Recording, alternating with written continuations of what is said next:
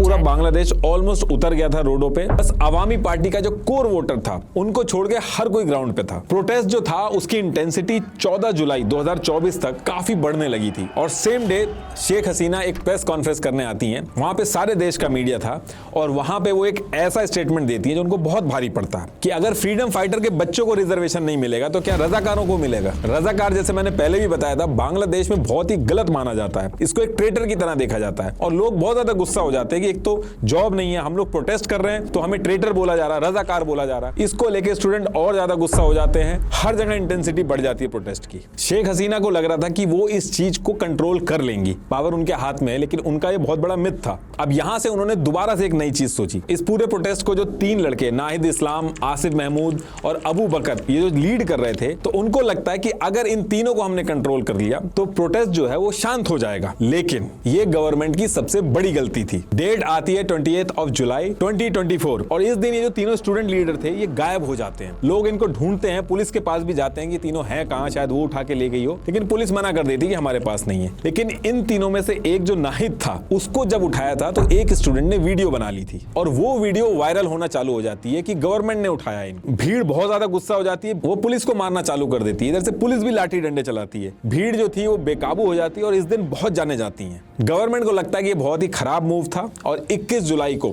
नाहिद जो था वो बहुत ही बुरी हालत में एक रोड पे बेहोश मिलता है। बाकी दोनों जो थे वो भी अधमरी हालत में मिलते हैं और इसके बाद इनको उठा के हॉस्पिटल ले जाया जाता है। अब ये देख के लोग और भड़क जाते हैं तो गवर्नमेंट को लगता है कि फिर से गलती हो गई है, तो गवर्नमेंट इन तीनों को 26 जुलाई से 27 जुलाई के बीच में हॉस्पिटल से फिर उठा लेती है और इस बार कहती है कि सिक्योरिटी रीजन है, इनके ऊपर अटैक हो सकता है, इसलिए इनको हमें सिक्योरिटी में रखना पड़ेगा। तो एक तरफ इनको हॉस्पिटल से ले जाया जाता है और सेम डे कोर्ट का भी फैसला आता है कि ये जो कोटा है ये हटा दिया गया है, बस 5% कोटा मिलेगा, बाकी सब हटा दिया गया है। जो चीजें इतने लंबे समय से मानी नहीं जा रही थी, कोर्ट में फंसी थी, वो सारी चीजें मान ली गई। लेकिन अब लोग कहते हैं कि नहीं, ये जो शेख हसीना है इन्होंने बहुत ज्यादा मारकाट करी है, इनको माफी मांगनी होगी, रेजिग्नेशन की डिमांड करते हैं और इसको लेके भी बहुत ज्यादा लोग रोड पे थे। अब इसी बीच क्या होता है कि ये जो तीनों थे इनका एक वीडियो मैसेज आता है जिसमें मेनली इनका फेस दिखता है और ये तीनों इस वीडियो में प्रोटेस्ट को रोकने की अपील करते हैं कि आप लोग शांति रखिए, दंगा मत करिए, इस प्रोटेस्ट को तुरंत खत्म कर दीजिए। लेकिन लोगों को डाउट होता है कि ये इनसे जबरदस्ती करवाया जा रहा है। तो इस वीडियो के बाद भी लोग रुकते नहीं है, सड़कों पे वायलेंस शुरू हो जाता है कि इन तीनों को आप कैसे भी करके वापस भेजिए। पुलिस लोगों को मारना चालू करती है, उल्टा पुलिस की भी पिटाई होती है। ये बांग्लादेश के अंदर वो टाइम था जब पूरा बांग्लादेश जल रहा था।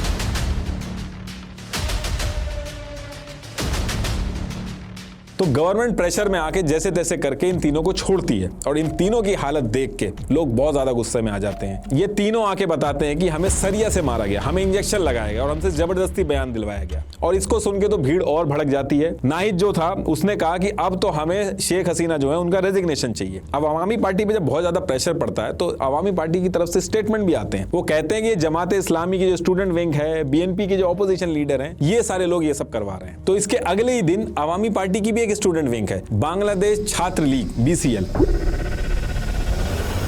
उनको ये लोग भेजते हैं इस प्रोटेस्ट के अगेंस्ट में। उनके साथ पुलिस भी जाती है और 2 गुट बन जाते हैं और बहुत ज्यादा मारकाट होती है, बहुत लड़ाई होती है। रोडों के ऊपर कत्लेआम शुरू हो जाता है, सिक्योरिटी फोर्सेज उतर जाती हैं। जो लोग रोड पे थे, क्या BNP, क्या ऑपोजिशन, क्या स्टूडेंट विंग, सबको मारा जाता है। टीयर गैस छोड़ी जाती है, रबड़ की जो बुलेट्स होती हैं उनको भेजा जाता है। दुनिया भर के हर तरीके जो प्रोटेस्ट को रोकने के लिए यूज होते हैं, कर्फ्यू वगैरह, इंटरनेट बंद करना, यहाँ तक कि हेलीकॉप्टर से फायरिंग भी करी गई, हर तरीका अपनाया जाता है। लेकिन ये प्रोटेस्ट बंद नहीं होते हैं। ये वो टाइम था जब गवर्नमेंट को समझ में आ गया था कि ये प्रोटेस्ट अब उनके हाथ से बाहर जा रहा है और यहां से भीड़ डिसाइड करती है। ये सारे लोग इकट्ठा होते हैं और ये कहते हैं कि शेख हसीना जो है, इनका जो PM हाउस है, सारे लोग वहां पे पहुंचेंगे। अब गवर्नमेंट को समझ में आ गया था, गवर्नमेंट ने बातचीत का भी ऑफर दिया, शांति का भी ऑफर किया, लेकिन अब लोग कहते हैं कि हमें कैसे भी करके शेख हसीना जो है उनका रेजिग्नेशन चाहिए। 31 जुलाई 2024 को शेख हसीना जो थी वो इंडिया के एम्बेसडर से बात करती है और उसके थ्रू इंडिया से भी मदद मांगती है कि इस प्रोटेस्ट को रोकने में उनकी मदद की जाए। लेकिन इंडिया जो है वो इसको इंटरनल मैटर बताता है, लेकिन शेख हसीना की जो सिक्योरिटी है उसको लेके इंडिया